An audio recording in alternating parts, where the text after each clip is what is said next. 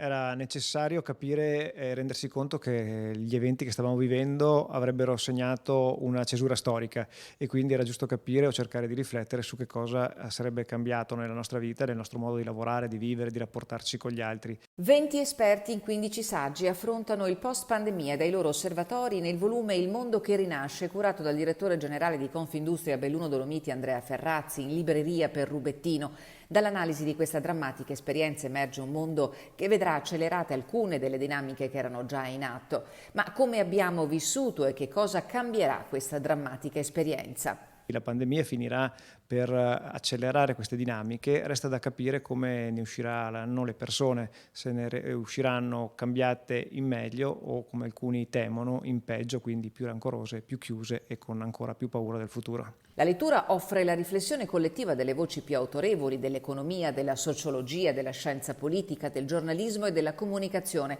che Andrea Ferrazzi ha coinvolto per guardare al futuro con occhi nuovi, per cogliere nuove opportunità. La digitalizzazione è sicuramente una di questi fenomeni, ma anche la deglobalizzazione, quindi la possibilità del reshoring, di riportare nei territori alcune delle lavorazioni che attualmente sono state delocalizzate, ma anche il tema della sostenibilità, che forse è il tema principe che unisce tutti questi saggi, perché i territori di montagna ben si prestano a essere laboratori di nuovi paradigmi di sviluppo. La prima del volume questa sera in diretta nei canali social di Andrea Ferrazzi su Facebook e YouTube e sulla pagina Facebook di Confindustria Belluno Dolomiti, alla presenza del Ministro per i rapporti con il Parlamento Federico D'Incà. L'intero ricavato della vendita del volume sarà devoluto all'associazione Onlus SOS Villaggi dei Bambini, che lavora in Italia e nel mondo per garantire a ogni bambino il diritto di crescere sereno e in salute in un ambiente familiare accogliente e di sviluppare pienamente le sue potenzialità.